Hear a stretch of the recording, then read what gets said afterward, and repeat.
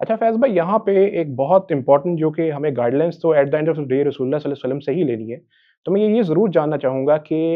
اختلاف کی صورت میں رسول اللہ صلی اللہ علیہ وسلم کی سیرت سے ہمیں کیا سیکھنے کو ملتا ہے کہ آپ صلی اللہ علیہ وسلم ایسے کانفلکٹس کو کیسے ریزالو کرتے تھے؟ بیکاز ہم نے یہ بھی دیکھا ہے کہ یہاں پہ جس قسم کے لوگ اختلافات کے اندر بیہیو کرتے ہیں، بہت ویئرڈلی اگریسو بیہیو کرتے ہیں، لیکن یہ چیز بھی امپورٹنٹ ہے کہ کچھ لوگ واقعی ہی گمراہ ہوتے ہیں، یہ نہیں میں کہتا، اور ہم یہ کہہ ہی نہیں سکتے کہ ہر بندہ ہی جو ہے وہ فضول کے اندر اختلاف کر رہا ہے، کبھی-کبھی اختلاف بنتا بھی ہے اور وہ جائز بھی ہوتا ہے۔ لیکن اس صورت میں بھی کہ جب کوئی واقعی بندہ کوئی دوسرا گمراہ ہو، یا جیسے کوئی بدعت کرتا ہے تو اس کے ساتھ کس طرح سے سلوک کرتے تھے صحابہ، یا جو بھی بعد میں آنے والے سلف کی بھی بات کی جائے، وہ ہمیں کیا گائیڈنس دیتے ہیں کہ ان کا بیہیویئر کیسا تھا؟ دیکھیے، اگر کوئی شخص، جیسا آپ نے کوشچن کیا کہ اگر واقع میں وہ بدعت اور گمراہی کی طرف بلا رہا ہے، اور یقیناً ہم یہ نہیں کہہ رہے کہ ان سے اختلاف نہیں ہوگا، بالکل، بلکہ وہ تو اختلاف کی وہ قسم ہوں گی جو پسندیدہ ہے، اختلاف ممدوح ہے وہ،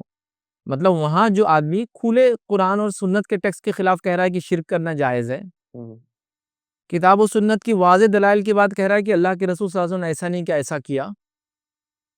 نبی اکرم صلی اللہ علیہ وسلم کے بارے میں صحابہ کی گواہیاں موجود ہے، اور اس کے بعد بھی وہ ایک اپنی رائے اس میں لا کر رکھتا ہے، ہوں، تو بالکل آپ کیجیے، لیکن اس کا بھی طریقہ کار ہے نا؟ مطلب اس کے لیے بھی ایک، دیکھیے، ایک تو ایک عام شخص ہے جو بدعت یا شرک کر رہا ہے، سو کچھ علم نہیں ہے،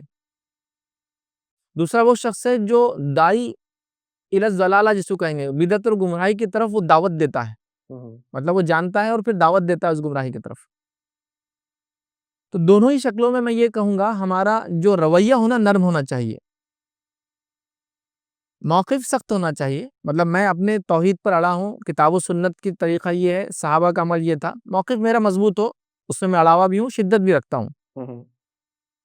لیکن رویہ میرا جو ہے نا وہ نرم ہونا چاہیے۔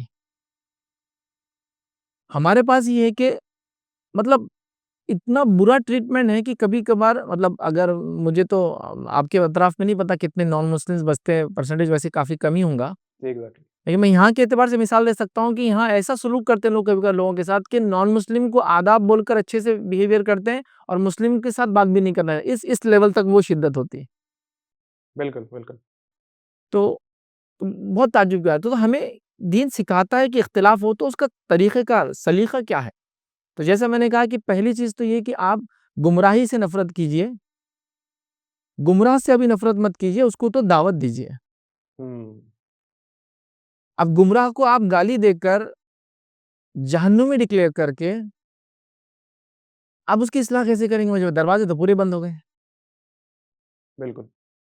تو میرا سجیشن یہ رہے گا کہ ہم جو ہے اپنا موقف مضبوط رکھیں، رویہ نرم رکھ کر بات کریں،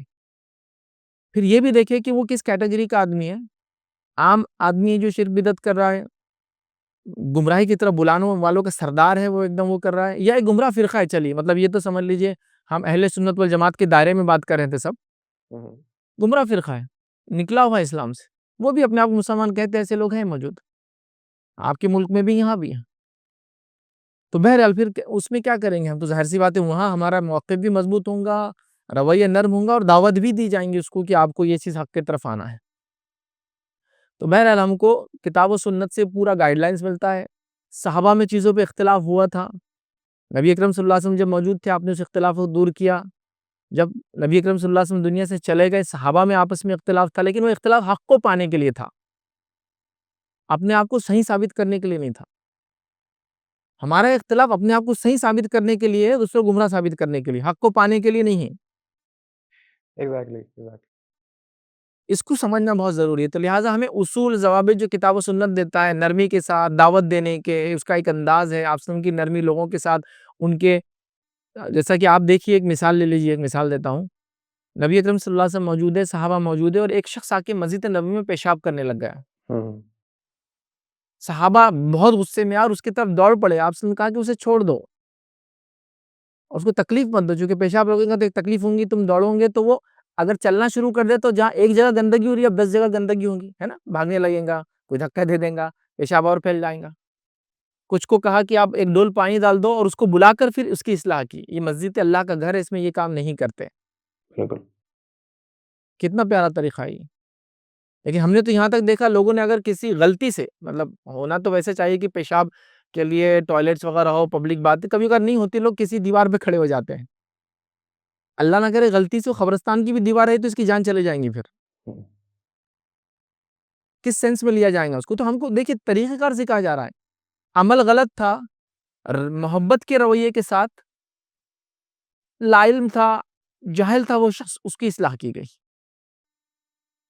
تو ہمیں بھی جو ہے ایک محبت اور جس کو کہیں گے کہ رویے کے ساتھ بہترین انداز سے دعوت کو سمجھتے ہوئے اس کی اصلاح کرنے کی ضرورت ہے.